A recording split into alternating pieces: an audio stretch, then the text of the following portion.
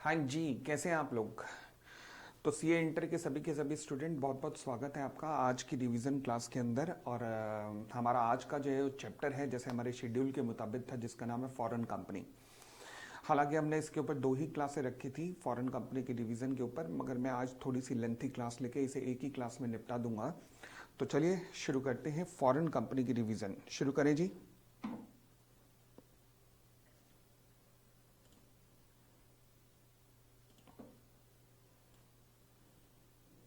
लो जी, तो आपकी स्क्रीन पे आ रहा है फॉरेन कंपनी, और ये जो पीडीएफ मैं यूज़ कर रहा हूँ, ये पीडीएफ आपको नीचे डिस्क्रिप्शन लिंक में मिल जाएगी।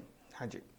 फॉरेन कंपनी क्या होती है? Section 2 clause 42 of the companies act 2013 foreign company की डेफिनेशन बताता है। क्या कहता है? फॉरेन कंपनी वो कंपनी है जो कि 3 कंडीशन को पूरा करती है। कितनी कंडीशन है जी हमारी? 3 कंडीशन है। पहली कंडीशन, कंपनी, इस कंपनी का इनकॉर्पोरेशन कहाँ हुआ होगा? आउटसाइड इंडिया में। दूसरा, इसका कोई प्लेस ऑफ बिजनेस कहाँ होगा? इंडिया में, मतलब कोई प्लेस ऑफ बिजनेस इंडिया में होगा। अच्छा, प्लेस ऑफ बिजनेस जो है वो कंपनी का खुद का भी हो सकता है या किसी एजेंट के थ्रू भी हो सकता है। वो फिजिकली भी हो सकता है या इलेक्ट्रॉनिक मोड के थ्रू भी हो सकता है। तो ये ध्यान रखना, ये लाइन बड़ी इंपॉर्टेंट है। Incorporation outside India, place of business in India, खुद भी या फिर किसी एजेंट के थ्रू भी, फिजिकली भी या फिर ऑनलाइन के थ्रू भी, इलेक्ट्रॉनिक मोड के थ्रू भी। एंड थर्ड है कोई बिजनेस एक्टिविटी, यानी कि कोई बिजनेस इनकम इसकी इंडिया में आ रही है। तो मैं कह सकता हूं कि 3 कंडीशंस हैं।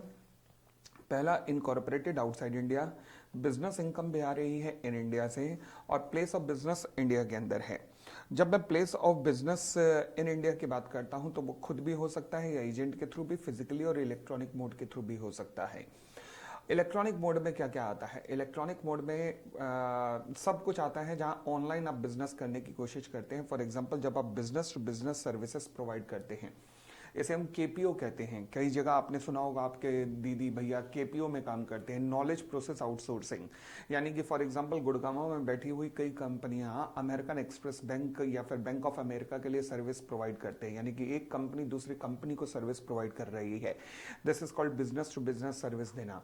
फिर एक होता है बिजनेस टू कंज्यूमर सर्विस देना, इसे बीपीओ कहते हैं। बीपीओ, बिजनेस प्रोसेस आउटसोर्सिंग, जहां पर हमारे गुड़गांव में बैठी हुई कंपनी कोई वहां के अमेरिका के कस्टमर को सर्विस दे रही है। ठीक है, तो ये भी ऑनलाइन मोड के थ्रू आता है, इलेक्ट्रॉनिक मोड के थ्रू आता है, और ये प्लेस ऑफ बिजनेस है।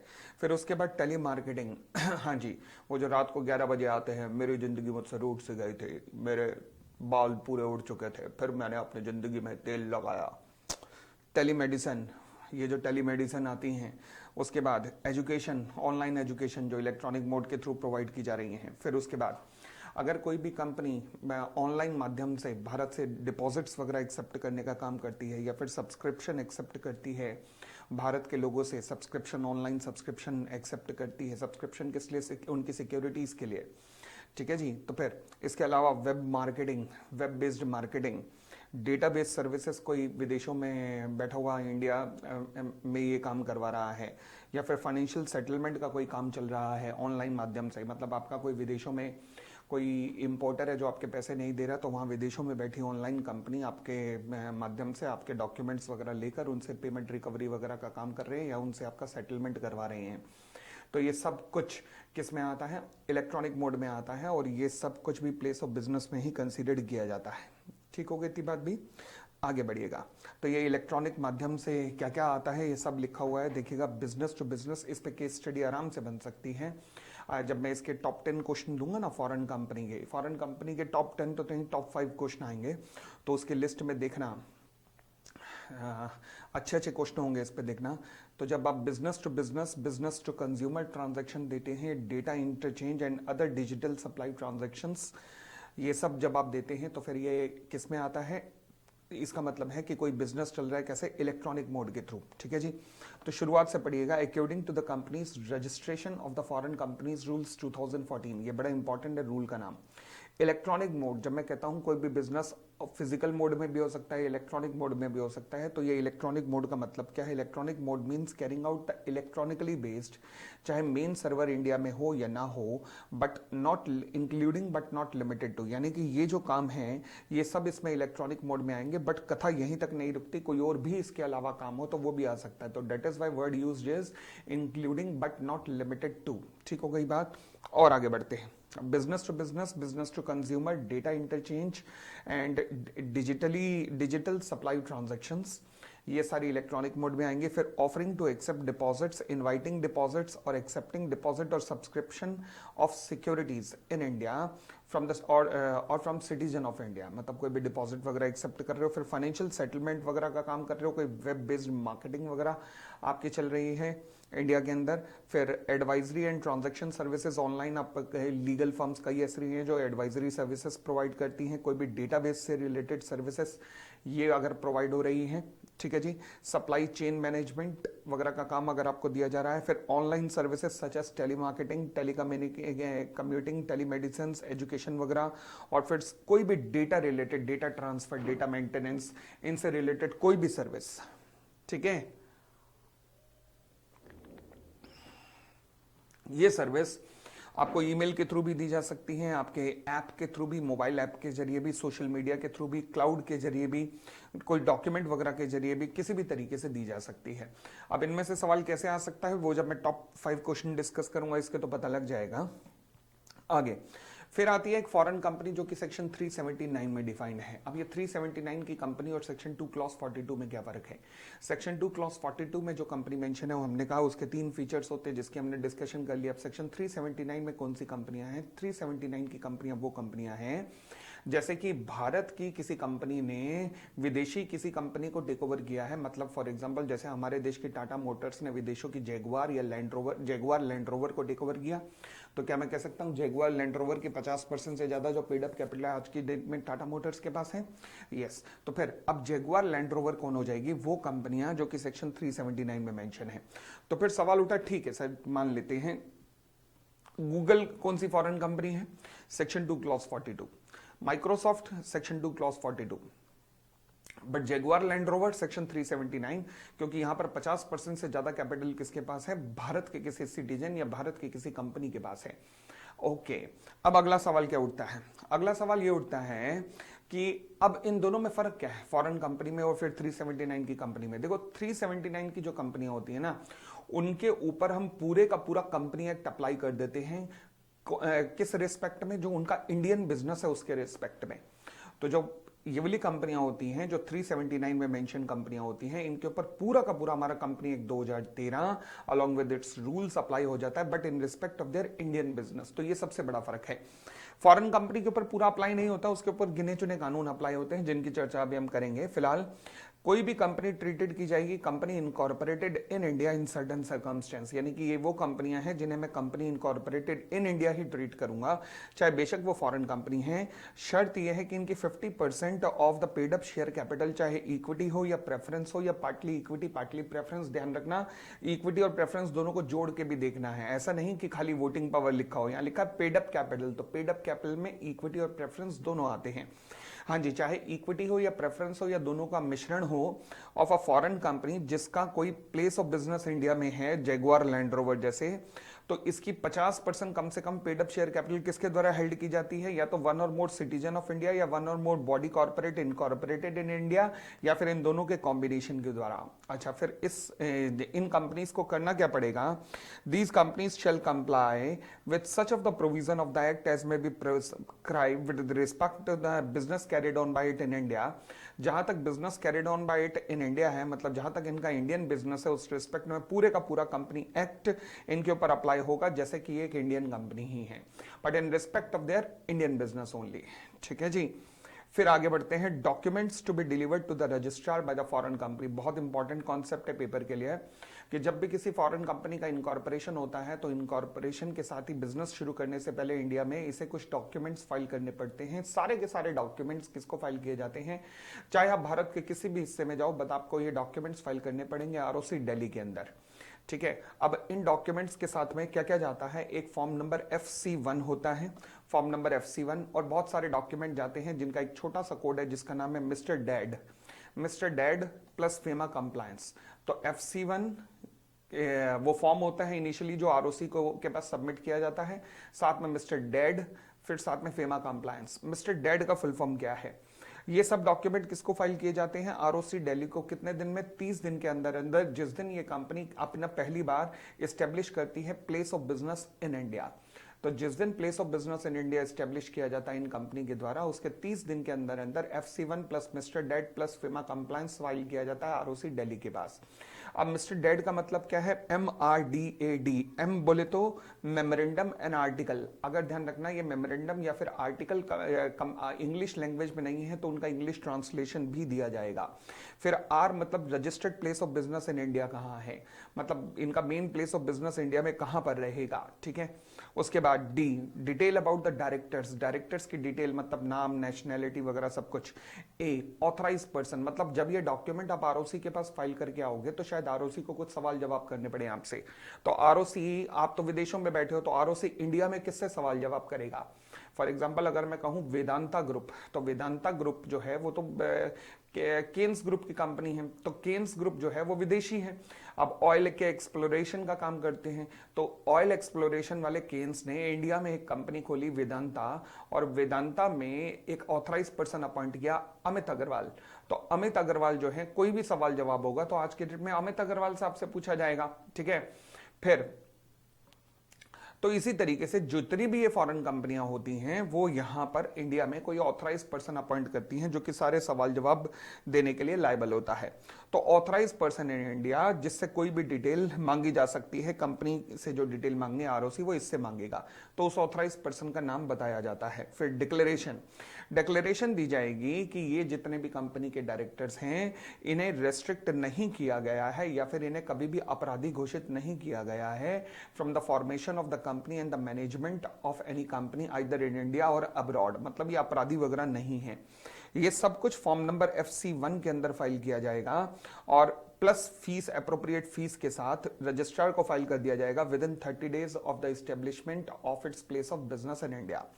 फिर साथ में एक फेमा कंप्लायंस का सर्टिफिकेट भी जाएगा। फेमा कंप्लायंस का मतलब है कि देखो, इंडिया में आप अगर फॉरेन कंपनी एस्टेब्लिश कर रहे हो तो इसका मतलब है कि इंडिया में फॉरेन एक्सचेंज आ रही है।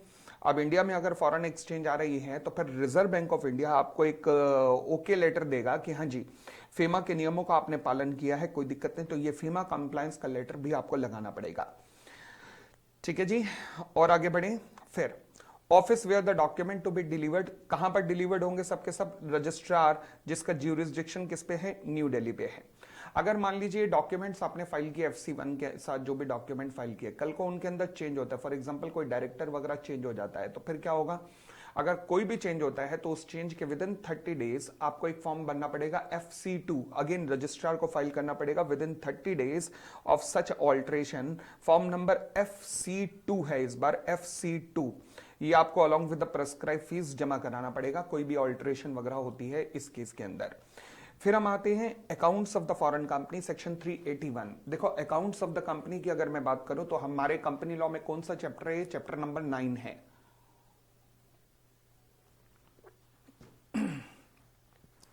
टोटल मिला के 29 चैप्टरों में से ये चैप्टर नंबर 9 है हमारा, जिसे हम अकाउंट्स ऑफ कंपनी कहते हैं। फिर उसके बाद ऑडिट ऑफ कंपनी आता है चैप्टर नंबर 10 के हिसाब से। तो अब अकाउंट्स ऑफ फॉरेन कंपनी की अगर बात करूं तो ये जो गूगल है, माइक्रोसॉफ्ट है, तो क्या इनके अकाउंट्स भी हमारे आरओसी के पास जाते हैं? बिल्कुल जाते हैं। अच्छा, कैसे जाते हैं?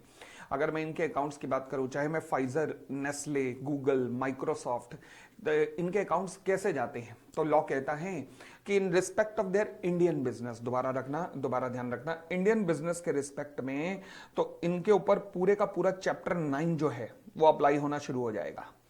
पूरा का पूरा चैप्टर 9 अप्लाई हो जाएगा, जो कि सेक्शन हमारे इंडिया के चैप्टर 9 में अकाउंट्स ऑफ कंपनी कौन से सेक्शन से शुरू है? सेक्शन 128 से। और कहां तक चलता है? 128 से लेकर कहां तक जाता है? 138 तक।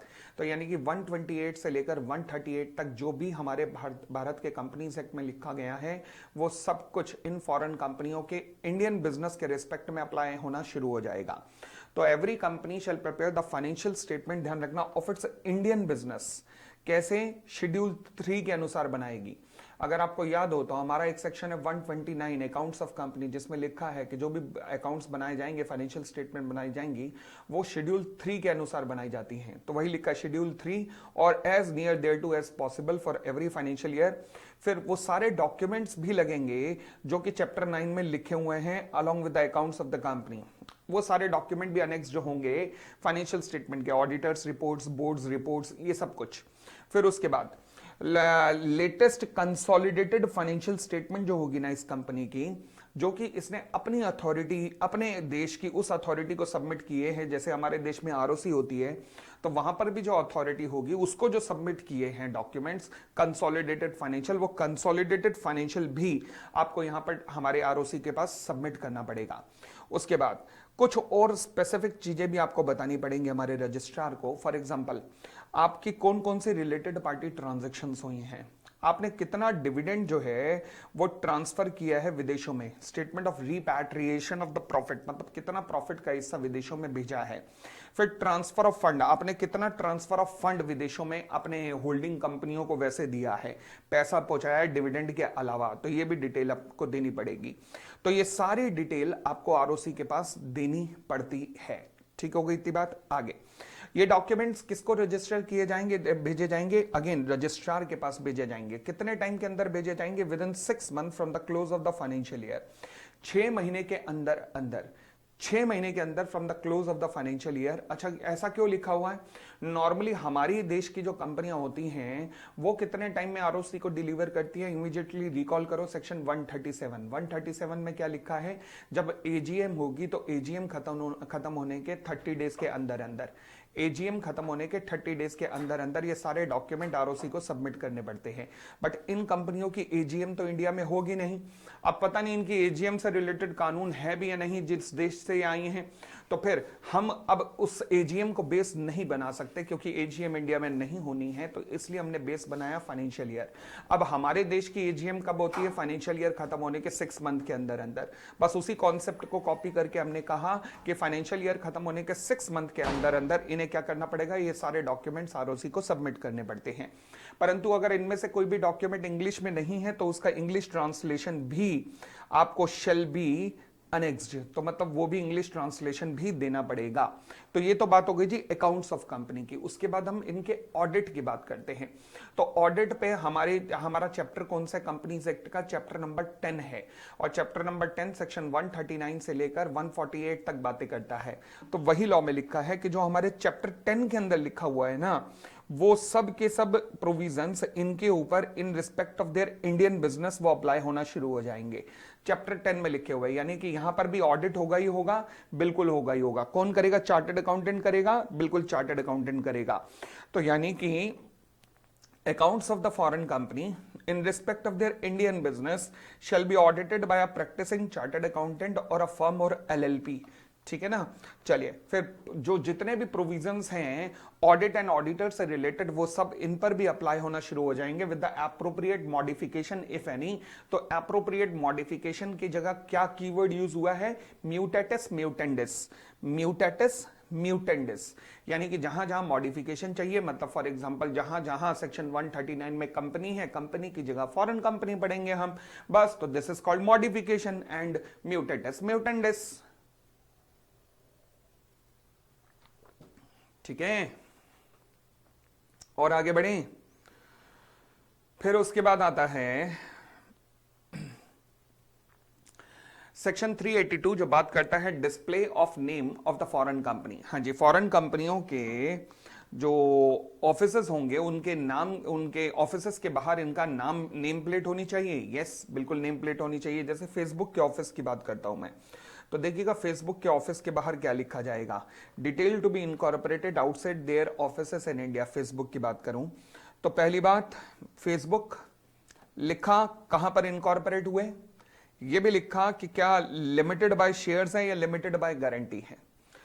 तो country of incorporation, name of company, और फिर साथ में क्या आया? Registered as a limited company, limited by shares और लिमिटेड बाय गारंटी। तो ये बताना पड़ेगा। साथ में ही हिंदी में भी बताना पड़ेगा, यानी कि लोकल लैंग्वेज में भी। तो इंग्लिश में प्लस लोकल लैंग्वेज में जहां आपका ऑफिस है वहां पर ये सारी चीजें आपको बतानी पड़ेंगी। ये तो क्या है, नेम प्लेट लगानी पड़ेंगी अपने ऑफिस के बाहर। फिर उसके बाद अगर मैं बात करूं तो देखिएगा, detail to be specified outside the office. पहला कंपनी का नाम, country of incorporation, limited liability, English में भी आएगा प्लस लोकल लैंग्वेज में आएगा। उसके बाद ये तो हो गया ऑफिस के बाहर। फिर उसके बाद आपके जो बिल बुक होती है, जो इनवॉइसेस होते हैं, उनके ऊपर क्या क्या आएगा, बिल्कुल सेम, कंपनी का नाम, country of incorporation, limited liability है, ये बताना पड़ेगा, मगर इसे इंग्लिश में ही लिखना है, केवल उसे दूसरी लैंग्वेज में लिखने की जरूरत नहीं है। समझ गया, समझ गए आप। ऑफिस के बाहर क्या आएगा और बिल बुक वगैरह पे क्या आएगा। चलिए तो देखिएगा कुछ कीवर्ड्स हैं जिन्हें मार्क कर लेना। पहला, हर फॉरेन कंपनी को वर्ड है कॉन्स्पिशियसली एग्जिबिट, साफ साफ शब्दों में दिखाई देने वाला, conspicuously exhibit outside the every office और place where it carries on its business in India.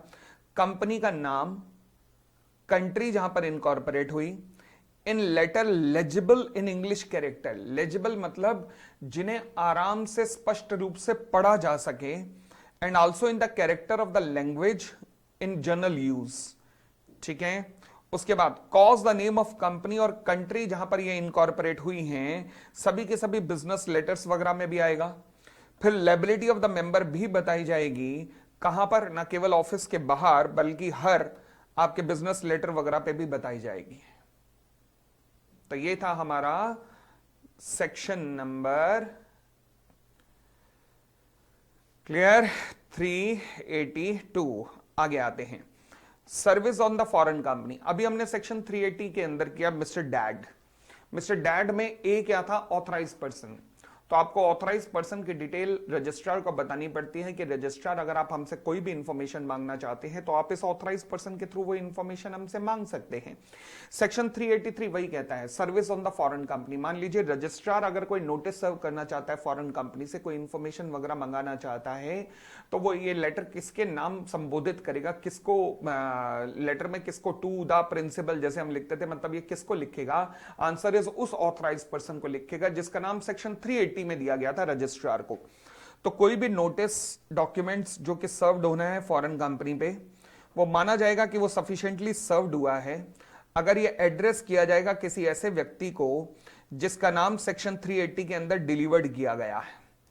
तो अगर कोई भी नोटिस वगैरह सर्व होना है जो फॉरेन कंपनी को, वो माना जाएगा कि वो सफिशिएंटली सर्व्ड हुआ है अगर ये एड्रेस किया जाएगा किसी ऐसे व्यक्ति को इनके नाम पर जिसका नाम सेक्शन 380 में लिखा हुआ है। ठीक है जी, कोई दिक्कत नहीं है।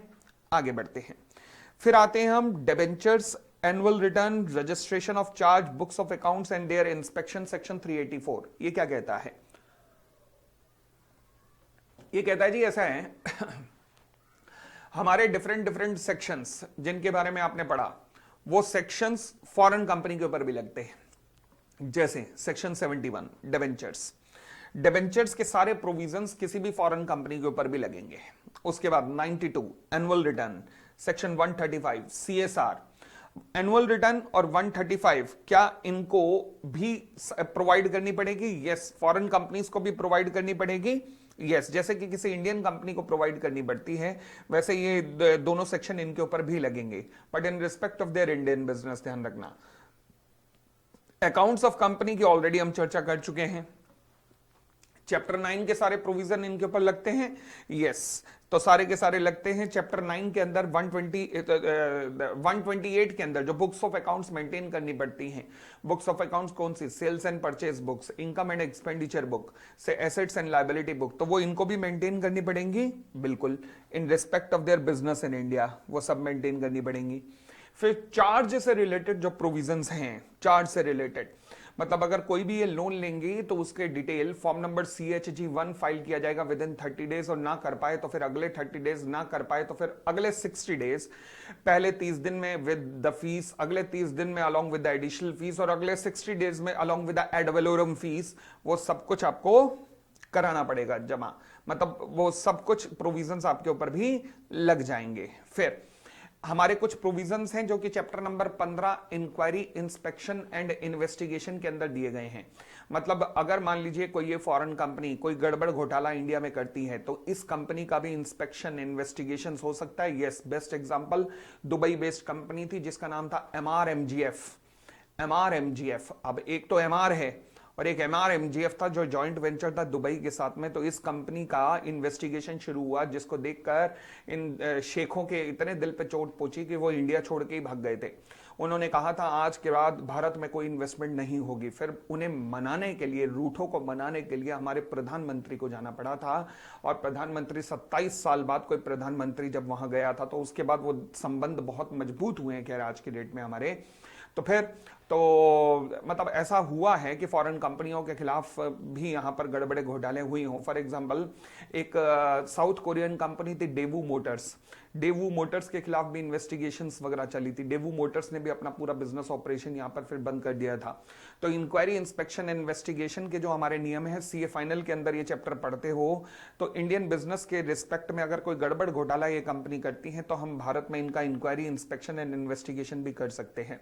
तो ये सारे के सारे प्रोविजंस फॉरेन कंपनी के इंडियन बिजनेस पे भी लगते हैं, चाहे वो डिबेंचर्स के नियम हो, सेक्शन 128 हो, एनुअल रिटर्न हो, सीएसआर हो, या फिर इंस्पेक्शन इन्वेस्टिगेशन हो, या फिर चार्ज का टॉपिक हो, ये सारे फॉरेन कंपनी पर भी लगते हैं। उसके बाद 385 रेलेवेंट नहीं है, कहते हैं रजिस्ट्रार के पास जब भी डॉक्यूमेंट फाइल किए जाएंगे तो along with the fees as prescribed submit किए जाएंगे। ज्यादा रेलेवेंट नहीं है, ज्यादा रेलेवेंट क्या रेलेवेंट ही नहीं है। फिर आता है मोस्ट रेलेवेंट सेक्शन 386। भाई साहब अच्छा इसमें क्या ऐसा है सर, इसमें बहुत जबरदस्त कुछ ऐसा है कि ये एग्जामिनर का फेवरेट है। और मैं कह सकता हूं कि भाई फॉरेन कंपनी पे, क्योंकि मई 2024 में जब पहली बार सवाल बनेगा तो शायद इसके साथ बनेगा। Clause number C section 2 clause 42 के साथ में प्लस क्लॉज नंबर ये वाला ये जो सेक्शन 386 का ये जो पॉइंट नंबर सी है इसके साथ में जो सवाल बनता है, हाँ ये कह सकते हो कि 90% चांस है कि यही सवाल बनाने के चांस है उसके। हाँ जी, क्योंकि एग्जामिनर का फेवरेट बन जाता है ये 386 के साथ मिलकर। फिलहाल वो क्या कहता है 386 कहता है जी जो ऐसा है, जब भी आप प्लेस ऑफ बिजनेस की बात करेंगे, मान लीजिए कोई फॉरेन कंपनी ऐसी है जिसका कोई प्लेस ऑफ बिजनेस मतलब active place of business India में नहीं है, बल्कि केवल इन्होंने शेयर ट्रांसफर ऑफिस इंडिया में रखा हुआ है जहां पर शेयर ट्रांसफर का अप्रूवल का काम किया जाता है। इंडिया में केवल एक ये ऑफिस है। तो ये जो शेयर ट्रांसफर ऑफिस है, हालांकि ये प्लेस ऑफ बिजनेस नहीं, आप कह सकते हो कंटेस्ट कर सकते हो कल को कि ये तो कोई यहां से कोई बिजनेस एक्टिविटी तो नहीं चल रही, बट लॉ कहता है कि हम इस शेयर ट्रांसफर ऑफिस को भी प्लेस ऑफ बिजनेस मान लेंगे, हम इस शेयर ट्रांसफर ऑफिस को भी प्लेस ऑफ बिजनेस मान लेंगे। तो ध्यान रखना सेक्शन 386 के अंदर अब वो आपसे पूछेगा कि फॉरेन कंपनी का कोई प्लेस ऑफ बिजनेस इंडिया में नहीं है। मैं आपको जो टॉप 5 क्वेश्चन दूंगा ना इसके, तो उसमें ये प्रोवाइड करूंगा। वो कहेगा देखो जी कोई भी प्लेस ऑफ बिजनेस इंडिया में नहीं है, बट केवल एक शेयर ट्रांसफर ऑफिस है। तो भैया सेक्शन 386 के अगर प्रोविजन पड़े तो place of business means the share transfer office भी प्लेस ऑफ बिजनेस में आता है, तो मतलब प्लेस ऑफ बिजनेस इंडिया में है। ठीक है ना, चलिए। उसके अलावा हमारे जो कंपनीज एक्ट में जो इंडियन कंपनी है ना, वहां पर डायरेक्टर का मतलब लिया जाता है हर वो व्यक्ति जो कि कंपनी के बोर्ड ऑफ डायरेक्टर पर है। बट जब मैं फॉरेन कंपनीज की बात करता हूं तो डायरेक्टर का मतलब क्या होता है, इसमें वो तो आता ही है जो कंपनी के बोर्ड ऑफ डायरेक्टर पर है, बट इसमें एक इंक्लूड होता है वो व्यक्ति जो अपने आप को जहांपना समझता है और कंपनी को अनारकली समझ के नचाता है। जहांपना जब कहेंगे अनारकली को, यानी कि कंपनी के बोर्ड ऑफ डायरेक्टर्स को कि नाचो नाचो नाचो, तो बस कंपनी के बोर्ड ऑफ डायरेक्टर्स वही नाचना शुरू कर देंगे। इन्हीं लोगों ने टिंग टिंग, इन्हीं लोगों ने, लो जी। तो यानी कि इसमें डायरेक्टर में वो व्यक्ति भी आता है जो कि सामने नजर नहीं आ रहा, बट जिसकी डायरेक्शन पे कंपनी के बोर्ड ऑफ डायरेक्टर और डायरेक्टर काम करते हैं। फिर सर्टिफाइड का मतलब खैर खास रेलेवेंट नहीं है, रेलेवेंट तो बहुत है, मतलब इसके लिए कुछ rules and rule number 9 and rule number 10 जो आपके सिलेबस में नहीं है, तो इस वजह से सर्टिफाइड का मतलब वो सर्टिफाइड नहीं हो जाता। अगर रूल नंबर 9 और 10 होते तो बहुत रेलेवेंट होता, बट वो आपके सिलेबस में नहीं है। तो डायरेक्टर्स और प्लेस ऑफ बिजनेस बहुत ज्यादा रेलेवेंट है 386 में। ठीक है, तो ये बताता है 386 की फॉरेन कंपनियों में इन शब्दों का मतलब क्या लिया जाएगा, ये 386 बताता है। फिर हम आते हैं 387 पर। 387 कहता है कि prospectus to be dated and signed. देखो 387 को मतलब बहुत भयंकर अलग सा सेक्शन नहीं है, हालांकि इसके इनिशियल वर्ड्स ध्यान रखने वाले हैं, और वो वर्ड्स ना लिखे तो बेटा लोटा उठाओ, चलो हरिद्वार, चिल्लाते जाना जोर जोर से, हर हर गंगे, हर हर गंगे, अगर 387 के इनिशियल वर्ड्स ना रखे। बट फिलहाल वैसे बता दूं 387 में अपने आप में कोई अलग चीज नहीं है कि हम कहेंगे ओ वाह तुम भी ना। 26 है, section 26 of the companies act जो इंडियन कंपनी में लिखा हुआ है वही 387 में लिखा हुआ है। क्या कि भैया ऐसा है, कोई भी प्रोस्पेक्टस इश्यू करने से पहले वो ध्यान रख लेना, प्रोस्पेक्टस पे प्रॉपर डेट होनी चाहिए, फिर प्रोस्पेक्टस के अंदर कुछ कंटेंट होने चाहिए। क्या क्या होने चाहिए वही चर्चा करने जा रहे हैं, मगर इनिशियल वर्ड ध्यान रखना। इनिशियल वर्ड क्या है, कहता है no person shall an issue any prospectus. भाई साहब हम तो ये जानते थे कि प्रोस्पेक्टस कौन का इशू करता है, कंपनियां इशू करती हैं। कहता है नो पर्सन, वो इसलिए लिखा है इसने क्योंकि आगे के शब्द कहते हैं कि कोई भी व्यक्ति वो प्रोस्पेक्टस इशू नहीं करेगा उस फॉरेन कंपनी के लिए जिसका इनकॉर्पोरेशन हो गया है या नहीं हुआ है। अगर कंपनी का इनकॉर्पोरेशन नहीं हुआ वो भी प्रोस्पेक्टस इशू कर सकती है। यस, कंपनी इनकॉर्पोरेशन के साथ साथ प्रोस्पेक्टस इशू कर रही है तो वो प्रोस्पेक्टस इशू कंपनी के बिहाफ पर कौन करता है, उसके प्रमोटर्स। तो इसलिए शब्द लिखा नो पर्सन। तो नो पर्सन शेल इशू, कोई प्रोस्पेक्टस इशू नहीं करेगा कोई भी व्यक्ति उस कंपनी के लिए जिसका इनकॉर्पोरेशन हो चुका है या होना है। और कहां पर, आउटसाइड इंडिया। अच्छा, चाहे कंपनी ने अपना प्लेस ऑफ बिजनेस एस्टेब्लिश कर लिया है या नहीं किया, या कंपनी करेगी या नहीं करेगी, unless the prospectus is dated and signed. तो अब कीवर्ड्स ध्यान से रखना क्या है। No person shall issue any prospectus offering to subscribe for security of company. कौन सी कंपनी, जिसका जन्म हो चुका है या होना है, चाहे जिसने अभी प्लेस ऑफ बिजनेस एस्टेब्लिश किया है या नहीं किया, चाहे जिसने प्लेस ऑफ बिजनेस एस्टेब्लिश किया है या नहीं किया। ठीक है जी। तो वर्ड्स ध्यान रखना, no person shall issue any prospectus, किस लिए, उस फॉरेन कंपनी के लिए जिसका इनकॉर्पोरेशन हुआ है या नहीं हुआ, इनकॉर्पोरेटेड और to be incorporated outside India. अच्छा, चाहे कंपनी ने अपना कोई business, place of business establish किया है इंडिया में या नहीं किया, और मतलब चाहे वो फॉर्म्ड होने के बाद करेगी या विल नॉट एस्टेब्लिश। ये कीवर्ड्स ध्यान रखना, ये बहुत इंपॉर्टेंट वर्ड्स हैं।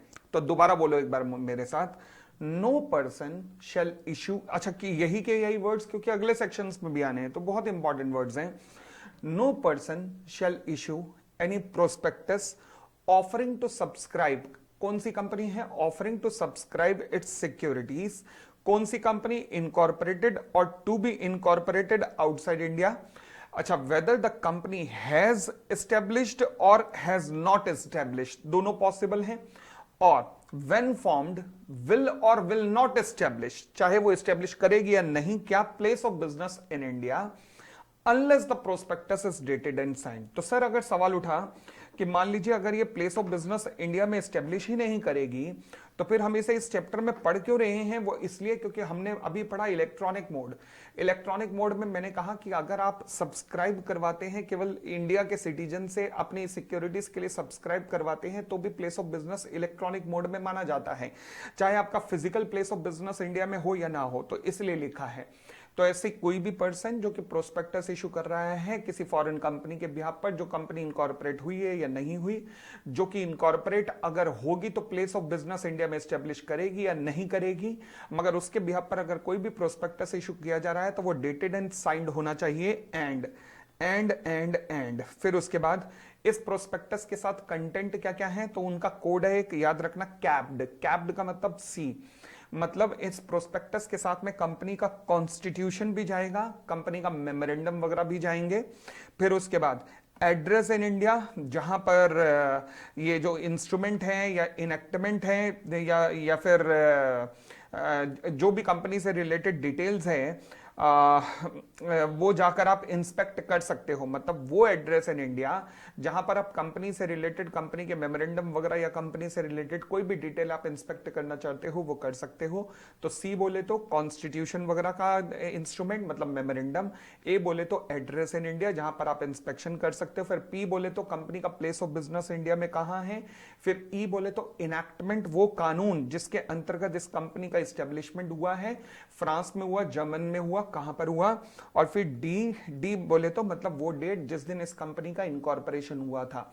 तो ये सारे डॉक्यूमेंट प्रोस्पेक्टस के साथ में जाएंगे। फिर उसके बाद में हाँ जी, इसके अलावा प्रोस्पेक्टस के अंदर वो सभी मटेरियल भी आएगा जो कि सेक्शन 26 में हमारी कंपनीज के ऊपर अप्लाई होता है, वो सारा का सारा इनके ऊपर भी अप्लाई होगा। तो सेक्शन 26 का भी सारा का सारा कंटेंट आएगा। उसके बाद हम बात करते हैं कि मान लीजिए अगर कोई भी ऐसी कंडीशन है जो कि किसी भी कंप्लायंस को वेव करने की कोशिश करती है, मान लीजिए कोई भी ऐसी कंडीशन है और जो कि किसी भी कंप्लायंस में, कंपनीज एक्ट के किसी भी कंप्लायंस को वेव करने की कोशिश करती है फॉरेन कंपनी के लिए, तो वो कंडीशन वॉइड हो जाएगी। वो कंडीशन वॉइड हो जाएगी, चाहे इनके मेमोरेंडम में लिखा हो कंडीशन, चाहे इनके किसी कॉन्ट्रैक्ट में लिखी हो कंडीशन, जो कि कंपनी एक्ट की धज्जियां उड़ाने की कोशिश करती है, वो फिर वॉइड हो जाएगी। क्यों? क्योंकि पैसा हमारे यहां से मंगा रहे हो तो तमीज से मंगाओ, क्योंकि हमारा देश का कानून लगेगा ही लगेगा। फिर इसके बाद कहता है जी एप्लीकेशन फॉर्म जो होगा ना, जब ये लोगों को इन्वाइट करेंगे कि आइए हमारे लिए अप्लाई कीजिए, तो फिर एप्लीकेशन फॉर्म जो होगा उसके साथ में प्रोस्पेक्टस जुड़ा होगा। तो प्रोस्पेक्टस प्लस एप्लीकेशन फॉर्म दोनों साथ में आएंगे। हमारे में प्रोस्पेक्टस में एक टॉपिक है ब्रिज प्रोस्पेक्टस, तो ठीक है ना, तो वैसा ही है ब्रिज प्रोस्पेक्टस नाम से एक छोटा सा कॉम्पैक्ट प्रोस्पेक्टस बनेगा इनका, और साथ में एप्लीकेशन फॉर्म होगा। यही के यही वर्ड्स हमारे सेक्शन 33 ब्रिज प्रोस्पेक्टस में भी लिखे गए हैं। फिर कहता है जी देखो, जब भी एप्लीकेशन फॉर्म जब भी किसी अंडर राइटर को इश्यू होगा, अगर आपको याद हो तो यही के यही वर्ड सेक्शन 33 में ब्रिज प्रोस्पेक्टस में भी लिखे गए हैं। कहता है जी अगर अंडर राइटर की बात करें तो अंडर राइटर का तो कॉन्ट्रैक्ट हुआ है कि अगर कोई शेयर वो ना बिकवा पाया तो वो उसे लेने पड़ेंगे। तो इसलिए क्या अंडर राइटर को भी एप्लीकेशन फॉर्म देने की जरूरत है? नहीं, अंडर राइटर को एप्लीकेशन फॉर्म देने की जरूरत नहीं है, क्योंकि उसे तो शेयर लेने ही लेने हैं, क्योंकि उसका एक स्पेसिफिक अंडर राइटिंग एग्रीमेंट है। फिर कहता है जी सेक्शन 387 कहता है कि जो भी आपने 387 में पढ़ा वो अप्लाई नहीं होगा जब जब शेयर्स इशू किए जाएंगे कंपनी के एग्जिस्टिंग शेयर होल्डर्स को, एग्जिस्टिंग सिक्योरिटी होल्डर को, जब ये शेयर्स इशू किए जाएंगे। यही का यही topic section 26 of the companies act में भी है, प्रोस्पेक्टस के अंदर पढ़ेंगे या पढ़ चुके होंगे। हाँ जी, सेक्शन 26 के अंदर भी लिखा है कि प्रोस्पेक्टस इशू नहीं किया जाएगा जब जब शेयर्स ऑफर किए जा रहे हैं एग्जिस्टिंग शेयर होल्डर को या बोनस शेयर्स इशू किए जा रहे हैं। तो यहां भी वही वर्ड लिखा है कि जब एग्जिस्टिंग सिक्योरिटी होल्डर को शेयर इशू किए जा रहे हैं या फिर बोनस इशू किए जा रहे हैं। बोनस को वर्ड्स कैसे डिफाइन किया गया है? बोनस को डिफाइन किया गया है जब प्रोस्पेक्टस ऐसी सिक्योरिटीज के लिए इशू किया जा रहा है जो कि यूनिफॉर्म है with all respect with the securities previously issued और for the time being dealt in और quoted in a recognised stock exchange. तो यानी कि कोई भी प्रोस्पेक्टस इशू करने की जरूरत नहीं है उन सिक्योरिटीज के लिए जो कि यूनिफॉर्म इन ऑल रिस्पेक्ट है with the securities previously issued and for the time being dealt in a recognised stock exchange, मतलब बोनस इश्यूज। तो ना राइट शेयर्स के केस में ना बोनस शेयर के केस में प्रोस्पेक्टस इशू नहीं होगा। ठीक है जी, और आगे बढ़ सकते हैं। फिर provision as to experts consent and allotment. Provision as to expert consent बिल्कुल डिप्टो हमारे कंपनीज एक्ट में सेक्शन 26 में भी यही का यही वर्ड लिखा है जो यहां आने वाले हैं। वो क्या कहता? कोई भी पर्सन, अगेन वही के वही वर्ड जो भी 387 में आए थे, कोई भी पर्सन उस कंपनी के रिलेशन में जो कि इनकॉर्पोरेट हो गई है इंडिया के बाहर या होनी है, जो जब एस्टेब्लिश होगी तो प्लेस ऑफ बिजनेस इंडिया में एस्टेब्लिश करेगी या नहीं करेगी, वही की वही लाइन। ठीक है, फिर कोई भी पर्सन प्रोस्पेक्टस इशू नहीं करेगा ऐसी कंपनी के रिलेशन में अगर if the prospectus include a statement, अगर प्रोस्पेक्टस के अंदर एक स्टेटमेंट आनी थी एक्सपर्ट की और एक्सपर्ट ने स्टेटमेंट देने से मना कर दिया है, या फिर एक्सपर्ट ने स्टेटमेंट दी पहले तो, परंतु इससे पहले कि वो प्रोस्पेक्टस इशू होता, इससे पहले कि वो प्रोस्पेक्टस रजिस्ट्रेशन के लिए आरओसी के पास जाता, एक्सपर्ट ने अपनी कंसेंट विड्रॉ कर ली है। डिप्टो सेम शब्द सेक्शन 26 के अंदर हैं। तो दोबारा बोलता हूं, कोई भी व्यक्ति किसी ऐसी कंपनी के लिए जो कि इनकॉर्पोरेट होनी है या नहीं, या होनी है या हो चुकी है, प्लेस ऑफ बिजनेस एस्टेब्लिश हो चुका है या होना है, प्रोस्पेक्टस इशू नहीं करेगा अगर इस कंपनी में एक्सपर्ट ने स्टेटमेंट देनी थी और नहीं दी, या फिर देने के बाद एक्सपर्ट ने अपनी कंसेंट आरओसी को ये रजिस्ट्रेशन के पास जाने से पहले विड्रॉ कर ली है, तो ऐसा प्रोस्पेक्टस पब्लिक के पास नहीं होगा इशू। उसके बाद अगर मान लीजिए प्रोस्पेक्टस के अंदर ये नहीं लिखा कि अगर मान लीजिए कोई भी 33 एंड 40 में नॉन कंप्लायंस हुआ तो कंसर्न व्यक्ति लायबल होंगे। सेक्शन 33 और 40 में नॉन कंप्लायंस हुआ तो कंसर्न व्यक्ति लायबल होंगे। तो अगर प्रोस्पेक्टस में ये नहीं लिखा गया, does not have the effect to bound, bound मतलब लायबल ठहराना all the concern person by the provision of section 33 and 40। Section 33 क्या है? Abridge prospectus. बिना एब्रिज प्रोस्पेक्टस इशू किए हुए आप मार्केट में शेयर इशू नहीं कर सकते, अगर किया तो concern will be liable. Section 40 क्या है? स्टॉक एक्सचेंज में लिस्टिंग। बिना स्टॉक एक्सचेंज में लिस्टिंग किए हुए आप प्रोस्पेक्टस इशू नहीं कर सकते, अगर किया है तो यू विल बी लायबल।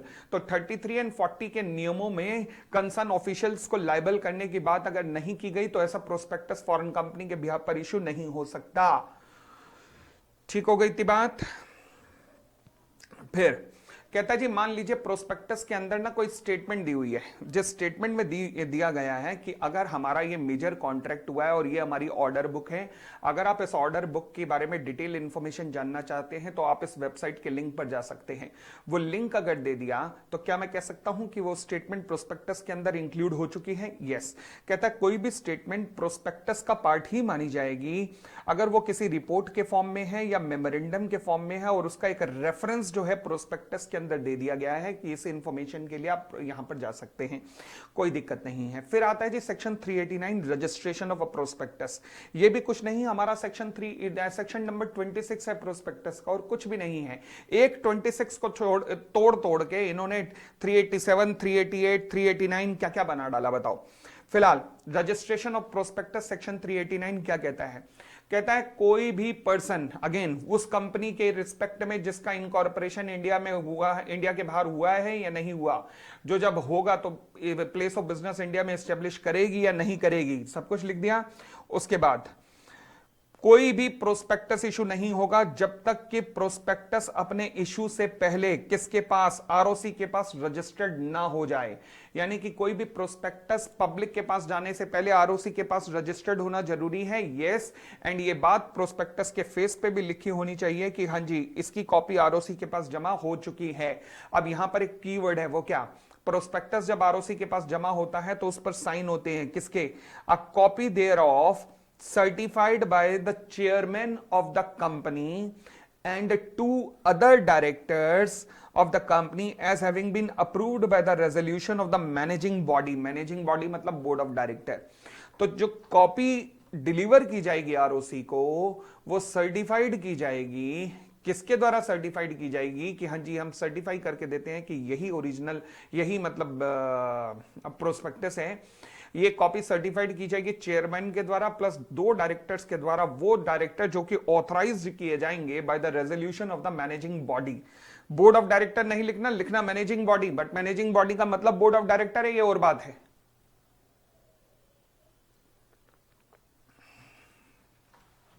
ये वर्ड्स तो बस दिलो दिमाग में, खून में बसा लो कि no person shall issue any prospectus offering for subscription in the security of a company incorporated or to be incorporated outside India, whether the company has or has not established a place of business in India unless before the issue of the prospectus in India।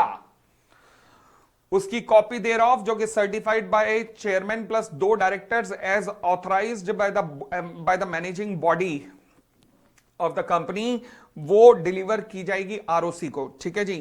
फिर यहां पर company rules लगते हैं, कहते हैं जी जब prospectus ROC के पास file करोगे तो उन प्रोस्पेक्टस के साथ में कुछ डॉक्यूमेंट्स भी फाइल होंगे जिनको हम एक कोड के थ्रू जान सकते हैं। कोड का नाम है consent of Puma. Consent of Puma, consent का मतलब है कि कंसेंट किसी भी व्यक्ति की जो कि प्रोस्पेक्टस पे एक्सपर्ट के रूप में आना है। फॉर एग्जाम्पल कई बार क्या होता है कि अपनी बात में वजन डालने के लिए आप एक्सपर्ट की कंसेंट लेते हो, तो अगर आपने एक्सपर्ट की कंसेंट ली है तो आपको बताना पड़ेगा कंसेंट ऑफ एक्सपर्ट की, जो एक्सपर्ट ने स्टेटमेंट दी है उसकी कंसेंट है इस मामले में। इससे पब्लिक पे वजन डलता है कि yes this is the right choice baby. आगे फिर पी मतलब अगर कंपनी ने कोई भी पावर ऑफ अटॉर्नी वगैरह इशू की है मतलब डायरेक्टर के फेवर में, जो कि डायरेक्टर साइन कर रहा है, तो वो पावर ऑफ अटॉर्नी दिखाओ कि डायरेक्टर तेरे पास इस प्रोस्पेक्टस पे साइन करने की पावर है, जरा मैं वो पावर ऑफ अटॉर्नी दिखा। कंसेंट ऑफ प्यूमा, पी हो गया यू मतलब अंडरराइटिंग एग्रीमेंट की कॉपी दिखाओ। फिर एम बड़ा इंपॉर्टेंट है, मेटीरियल कॉन्ट्रैक्ट जो कंपनी ने किए हैं, मेटीरियल कॉन्ट्रैक्ट जो कंपनी ने किए हैं परंतु जो ऑर्डिनरी कोर्स ऑफ बिजनेस में नहीं है। मशीनरी का कॉन्ट्रैक्ट ये ऑर्डिनरी कोर्स में नहीं है, अगर कंपनी गारमेंट्स की मैन्युफैक्चरिंग में है तो मशीन का कॉन्ट्रैक्ट, कोई लैंड एंड बिल्डिंग वगैरह एक्वायर करने का कॉन्ट्रैक्ट, कब, पिछले 2 साल में। फिर प्यूमा, MAA मतलब जो आपके appointment of the managing director या मैनेजर हैं, तो फिर अगर मान लीजिए उनसे कोई कॉन्ट्रैक्ट हुआ है, और अगर कॉन्ट्रैक्ट नहीं हुआ मतलब कॉन्ट्रैक्ट नहीं हुआ, केवल MOU साइन हुआ है, मेमोरेंडम ऑफ अंडरस्टैंडिंग, दोनों में फर्क क्या होता है? कॉन्ट्रैक्ट किसके ऊपर प्रॉपर स्टैम्प्ड होता है, स्टैम्प पेपर वगैरह के ऊपर, और MOU मतलब एक नॉर्मल पेपर के ऊपर आप दोनों ने अपने अंडरस्टैंडिंग साइन कर दी, MOU कहते हैं उसे, ठीक है, तो वो उसकी कॉपी दीजिए। तो ये सब कुछ ROC को रजिस्टर्ड किया जाएगा। उसके बाद अपन लोग आगे बढ़ते हैं। फिर आता है offer of IDR, section 390 IDR। अब ये चीज समझना जरा, यहां पर बच्चे घूम सकते हैं। IDR और प्रोस्पेक्टस दो अलग अलग रूट हैं जिससे फॉरेन कंपनी इंडिया के इन्वेस्टर से पैसा मंगा सकती हैं। IDR और प्रोस्पेक्टस में फर्क क्या है? IDR का, प्रोस्पेक्टस का मतलब है कि कोई यूएस की कंपनी आई और यूएस के कानूनों के मुताबिक हमारे देश के लोगों से पैसा रेज कर रही है। मतलब कानून किसके लग रहे हैं? यूएस के। तो हम कहते हैं ठहरो ठहरो ठहरो, थोड़े कानून हमारे देश के भी लगेंगे, जिसकी हमने चर्चा की, 387, 388, 389 जिनकी हमने चर्चा की, तो थोड़े कानून हमारे देश के भी लगेंगे। बट फिर एक तरीका एक और है कि जिससे फॉरेन कंपनीज यहां पर आ सकती हैं और पैसा रेज कर सकती हैं, वो है IDR रूट। IDR रूट का मतलब होता है कि हम कहते हैं कि अगर तुम्हें आना है, हमारे देश के लोगों से पैसा रेज करना है, तो आपको हमारे कानूनों के अंतर्गत ही आना पड़ेगा। हमारे कानूनों के अंतर्गत, यस, तो इसे कहते हैं इंडियन डिपॉजिटरी रिसिप्ट। जैसे कि भारत की कंपनियां अगर मान लीजिए यूएसए से पैसा मंगाती हैं, तो यूएसए के इन्वेस्टर्स भारत की कंपनियों में हमारे कंपनीज एक्ट 2013 के थ्रू इन्वेस्टमेंट नहीं कर सकते, बिल्कुल नहीं कर सकते। तो फिर हमारी कंपनियां विदेशों से, अमेरिकन से कैसा पैसा रेज कर सकती है? जैसे हमारी इन्फोसिस ने किया है, रिलायंस ने किया है, वो अमेरिका में ADR इशू करती है।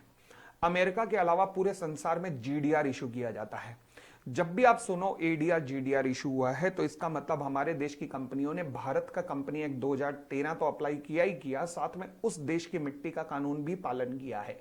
सिमिलरली अगर मान लीजिए विदेशों की, जैसे ऑस्ट्रेलिया प्लस न्यूजीलैंड की एक कंपनी है, नाम है जिसका स्टैंडर्ड चार्टर्ड बैंक।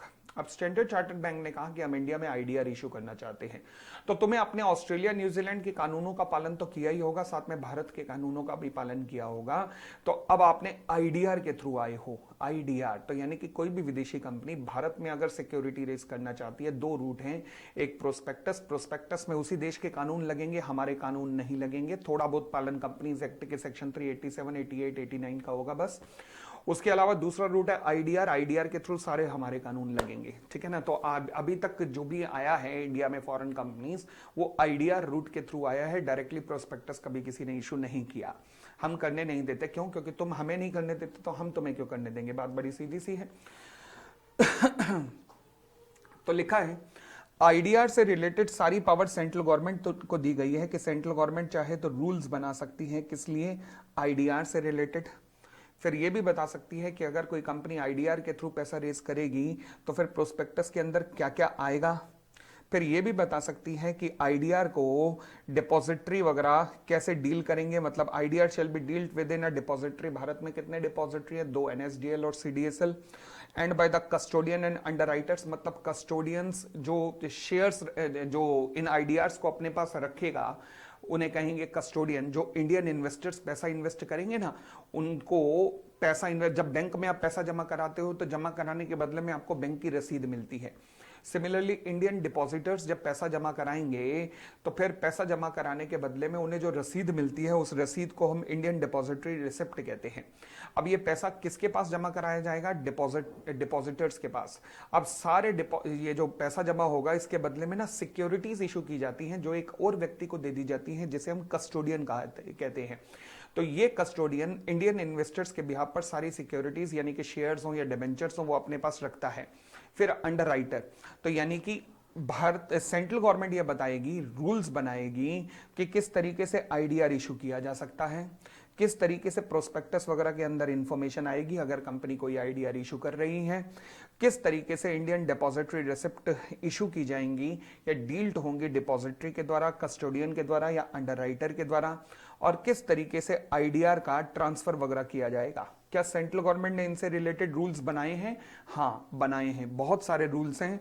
लकी हो आपके, उसमें से कुछ भी आपके सिलेबस में नहीं है, अदरवाइज तो इस फेमा के ऊपर 3 क्लासें हो लग जाती।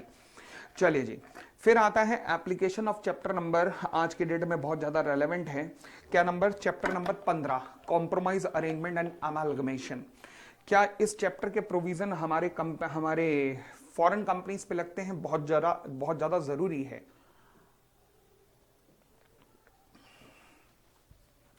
सेक्शन 234 केवल इसीलिए लगा हुआ है। कैसे? फॉर एग्जाम्पल मान लीजिए हमारे देश की प्रियंका चोपड़ा को विदेशों का निकी जोनस पसंद आ गया, तो फिर अब प्रियंका चोपड़ा मतलब इंडियन कंपनी विदेशी कंपनी में मर्ज होने जा रही है, तो होगा क्या कि हमारा कंपनी लॉ जो है वो बाबूजी की तरह हाथ पकड़ के खड़ा हो जाएगा। और अगर वो देखेगा कि ये फॉरेन कंपनी में मेरी इंडियन कंपनी जा रही है और इस फॉरेन कंपनी से ज्यादा प्यार मेरी इंडियन कंपनी को नहीं कर सकता कोई, तो वो कहेगा जा सिमरन जा, इस लौंडे से ज्यादा तुझे मोहब्बत कोई नहीं कर सकता। तो फिर अब यहां पे हमारे बाबूजी कौन है? बाबूजी का नाम है आरबीआई। क्या नाम है? आरबीआई। ओके, तो यानी कि रिजर्व बैंक ऑफ इंडिया ने कुछ गाइडलाइंस बनाई हुई हैं। अगर मान लीजिए कोई इंडियन कंपनी फॉरेन कंपनी में मर्ज होना चाहती है या फॉरेन कंपनी इंडिया में आना चाहती है, फॉर एग्जांपल अगर मान लीजिए नोरा कहती है कि पोपली मैं तुमसे विवाह करना चाहती हूं। अब मैंने कहा थोड़ा सोचने का वक्त दो, फिर मैंने कहा चल कर ही लेते हैं। तो फिर सवाल उठा, नोरा इंडिया में आके मुझसे विवाह करना चाहती है, तो अब क्योंकि इंडिया से आ रही है, मतलब फॉरेन कंपनी इंडिया में मर्ज हो रही है, फिर भी रिजर्व बैंक ऑफ इंडिया के कानून लगेंगे। तो चाहे इंडियन कंपनी फॉरेन कंपनी में मर्ज हो या फॉरेन कंपनी इंडियन कंपनी में मर्ज हो, रिजर्व बैंक ऑफ इंडिया की गाइडलाइंस का पालन तो करना ही करना पड़ेगा। ठीक है, और ये सब कुछ कहां लिखा हुआ है? सेक्शन 234 में। सेक्शन 234 कहता है कि इस पूरे के पूरे चैप्टर के जो जितने कानून दिए गए हैं वो सारे के सारे अप्लाई हो जाएंगे अगर कोई भी अमेलगमेशन मर्जर वगैरह हो रहा है उन कंपनीज के बीच में, जो कि कंपनीज कौन से ज्यूरिसडिक्शन में है?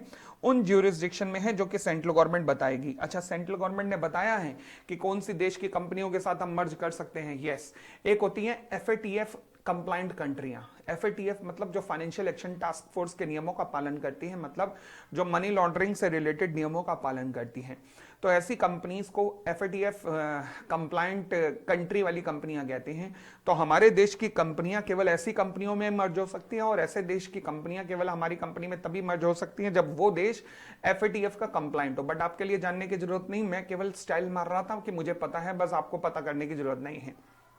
चलिए, तो फिलहाल सेंट्रल गवर्नमेंट ऐसी कंपनियों के लिए जो इस कंट्री में लोकेटेड है, जो सेंट्रल गवर्नमेंट बताएगी, तो उन कंपनियों के साथ मर्जर हो सकता है। अगर मर्जर होगा तो क्या होगा? किसकी गाइडलाइंस लगेंगी? कहता है फॉरेन कंपनी प्रायर अप्रूवल लगेगी आरबीआई की, मर्ज हो सकती है इंडियन कंपनी में। नोरा इंडिया में आ गई और vice versa, Priyanka Chopra Nicky Jonas पे चली गई, तो फिर terms and condition of the scheme of merger में प्रोवाइड फॉर, हाँ जी, मर्जर के अंदर A to Z सब डिटेल दिया होगा। क्या? कंसिडरेशन कैसे पे होगा to the shareholder of the merging company, उसके शेयर होल्डर को कंसिडरेशन कैसे पे होगा, मतलब कैश में पे होगा, डिपॉजिटरी रिसिप्ट होगी, partly in cash partly in depository receipt होगा। ये सब कुछ दिया जाएगा उस स्कीम ऑफ मर्जर के अंदर, जिसे कि पहले अप्रूव किया जाएगा रिजर्व बैंक ऑफ इंडिया के द्वारा। फिर फॉरेन कंपनी इंडियन कंपनी में और इंडियन कंपनी फॉरेन कंपनी में मर्ज हो सकती है। ठीक है जी। अब यहां पर एक चीज ध्यान देने वाली जरूरी है, ये एक्सप्लेनेशन में परेशान कर सकता है। यहां पर जब मैं कहता हूं ना फॉरेन कंपनी, तो नॉर्मली तो फॉरेन कंपनी का मतलब होता है 3 condition: establish outside India, place of business in India, business activity in India. पर जब मैं इस सेक्शन की बात करता हूं तो फॉरेन कंपनी का मतलब होगा कोई भी कंपनी या body corporate incorporated outside India, चाहे उसका प्लेस ऑफ बिजनेस इंडिया में हो या बिल्कुल ही ना हो। तो मतलब प्लेस ऑफ बिजनेस इंडिया में नहीं है फिर भी आप फॉरेन कंपनी है, यस।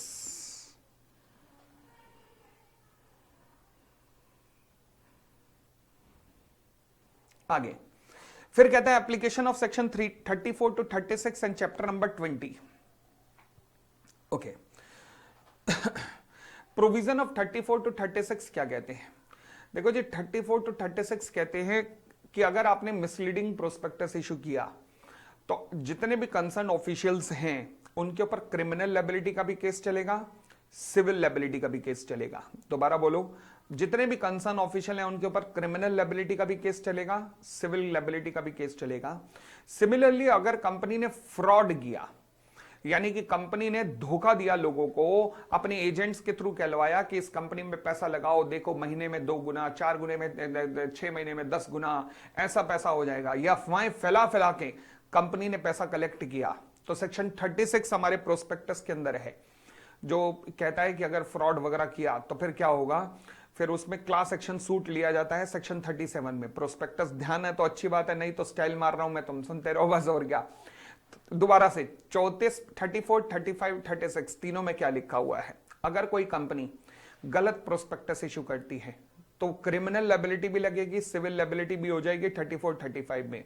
36 कहता है कि अगर शेयर्स धोखा देके लोगों को चिपकाए गए हैं तो फिर 36 के अंदर लायबिलिटी बनती है ऐसी कंपनी और उसके ऑफिशियल्स की, और 37 में एक्शन होता है। तो फिलहाल कहता है प्रोविजन जो 34 से लेकर 36 तक है, 34 टू 36 हैं, वो अप्लाई होंगे किसी भी फॉरेन कंपनी पे जो प्रोस्पेक्टस के रूट के थ्रू आ रही है या फिर आईडीआर के थ्रू रूट के थ्रू आ रही है। यानी कि अगर आपने मिसलीडिंग प्रोस्पेक्टस इशू किया तो खैर नहीं है, तुम्हारे ऊपर भी सिविल लायबिलिटी, क्रिमिनल लायबिलिटी वगैरह ये सारे कानून हम अप्लाई कर देंगे, छोड़ेंगे तुम्हें बिल्कुल भी नहीं। ठीक है, फिर कहता है चैप्टर नंबर 20 जिसका नाम है वाइंडिंग अप। वाइंडिंग अप के नियम भी किसी भी फॉरेन कंपनी पे अप्लाई हो जाएंगे। अब subject to the provision of section 376, मतलब 376 के नियमों का ध्यान में रखते हुए चैप्टर 20 यानी कि वाइंडिंग अप से रिलेटेड जितने प्रोविजन है वो फॉरेन कंपनी पे अप्लाई होना शुरू हो जाएंगे। कौन सी फॉरेन कंपनी पे अप्लाई होना शुरू हो जाएंगे? उस फॉरेन कंपनी पे जिसने इंडिया में पैसा रेज किया है सिक्योरिटीज के थ्रू मगर रीपे नहीं कर पाई है। पैसा रेज तो किया मगर रीपे नहीं कर पा रही है, तो ऐसी कंपनी अगर वाइंडिंग अप करना चाहती है तो वाइंड अप करते हुए इसके ऊपर सारे के सारे प्रोविजन जो कि चैप्टर 20 में दिए गए हैं वो अप्लाई होना शुरू हो जाएंगे। ज्यादा रेलेवेंट नहीं है क्योंकि वाइंडिंग अप आपके सिलेबस में नहीं है, बट एक नंबर पे बदमाशी कर सकता है, तो इसलिए ध्यान रखना। वो फॉरेन कंपनी जिसने इंडिया में सिक्योरिटी तो इशू की बट अब रीपे नहीं कर पा रही है, जब ये कंपनी अपना बिजनेस वाइंड अप करेगी तो इस पे भारतीय कानून के कंपनीज एक्ट का चैप्टर नंबर 20 यानी कि वाइंडिंग अप के सारे प्रोविजन अप्लाई हो जाएंगे। ठीक है, और आगे बढ़ें। ये बहुत इंपॉर्टेंट है पेनल्टी में। फॉरेन कंपनी की पेनल्टी 392 बहुत ज्यादा रेलेवेंट है, प्लीज मेक श्योर। अगर फॉरेन कंपनी कोई भी कॉन्ट्रावेंशन करती है तो फॉरेन कंपनी पनिशेबल है कितनी? 1 लाख से 3 लाख रुपए तक की पेनल्टी है, प्लस कंटिन्यूइंग ऑफेंस में 50,000 रुपए पर डे की पेनल्टी है, और इसके हर एक ऑफिसर इन डिफॉल्ट के ऊपर भी मिनिमम मैक्सिमम 25,000 से लेकर 5 लाख रुपए तक की पेनल्टी है। पेनल्टी बहुत ज्यादा इंपॉर्टेंट है फॉरेन कंपनी में, ध्यान रखना। ठीक है, और आगे अब देखो जी, हमारे यहां ना एक सेक्शन 4 है कि अगर आप मान लीजिए कंपनी नहीं है तो आप अपने नाम के आगे लिमिटेड या प्राइवेट लिमिटेड नहीं लगा सकते, वो तो कंपनियों के लिए, इंडियन कंपनी के लिए। सिमिलरली फॉरेन कंपनीज के लिए रूल है कि अगर आप मान लीजिए फॉरेन कंपनी नहीं है तो आप इस तरीके से नहीं शो कर सकते कि जैसे आप फॉरेन कंपनी हैं। कि अगर कोई व्यक्ति ट्रेड करता है या बिजनेस चलाता है इस तरीके से कि जैसे वो शो कर रहा हो कि मैं फॉरेन कंपनी हूं, तो फिर तो उसका इन्वेस्टिगेशन किया जा सकता है सेक्शन 210 ऑफ द एक्ट में। लो जी, सिंपल है बड़ा।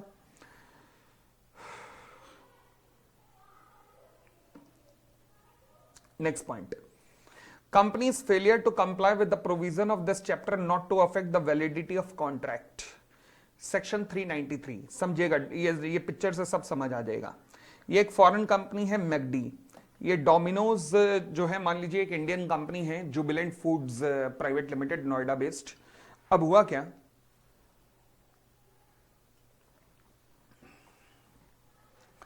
मैकडोनाल्ड के डायरेक्टर्स चेंज हो गए थे, तो मैकडोनाल्ड को FC2 भरकर ROC के पास जमा कराना था, नहीं कराया, कॉन्ट्रैक्ट कर लिया डोमिनोज के साथ। डोमिनोज ने कॉन्ट्रैक्ट ब्रीच कर दिया। क्या मैकडोनाल्ड स्यू कर सकता है डोमिनोज को? नहीं, नहीं। लॉ कहता है पहले तो जाकर जो तूने गड़बड़ की हुई है, फॉर्म नंबर FC2 ROC को फाइल नहीं किया, पहले तो वो कर, और FC2 फाइल करने के बाद फिर स्यू करने के लिए हम तेरे को अलाउ करेंगे। यानी कि जब तक तू जो कमी तूने पैदा कर रखी है, जो गड़बड़ तूने कर रखी है लॉ के अंदर, जब तक तू उस गड़बड़ को ठीक नहीं करेगा तब तक हम तेरी सुनवाई नहीं करेंगे। ये किसको कह रहा है लॉ? फॉरेन कंपनीज को। तो यानी कि कोई भी फेलियर जो कंपनी के द्वारा होता है इस कानून का पालन करने में वैलिडिटी ऑफ कॉन्ट्रैक्ट को अफेक्ट नहीं करेगा, नहीं करेगा, ठीक है। बट कंपनी एक्शन तभी ले सकती है जब वो ये जो भी नॉन कंप्लायंस चल रहा है कंपनी उसे ठीक कर देगी, तभी एक्शन लिया जा सकता है, अदरवाइज एक्शन नहीं लिया जा सकता। सेक्शन 393 आगे फिर आता है exemption under this chapter, section 393 capital A कहता है जी सेंट्रल गवर्नमेंट चाहे तो एग्जम्प्ट कर सकती है। अच्छा, किसको? किसी भी फॉरेन कंपनी को किससे एग्जम्प्ट कर सकती है? इस प्रोविजन ऑफ दिस चैप्टर में, कि मतलब इस चैप्टर के किसी भी नियम से एग्जम्प्ट कर सकती है। फॉर एग्जांपल प्रोस्पेक्टस के लिए आपको इन नियमों का पालन करने की जरूरत नहीं है, सेंट्रल गवर्नमेंट कह सकती है, कह सकती है, कोई दिक्कत नहीं। किस किस को एग्जम्प्ट कर सकती है? फॉरेन कंपनी को भी, या फिर किसी भी ऐसी कंपनी को जो कि इनकॉर्पोरेट हो चुकी है या फिर इनकॉर्पोरेट होना है outside India, whether the company has or has not established or when formed may or may not establish a place of business in India। यानी कि जो अभी इनकॉर्पोरेट ही नहीं हुई उसे मैं फॉरेन कंपनी नहीं कह सकता ना, तो उसके लिए ऐसे शब्द यूज हुए हैं। तो इनको किसी भी प्रोविजन ऑफ दिस चैप्टर से एग्जम्प्ट कर सकती है, सेंट्रल गवर्नमेंट के पास ये पावर है।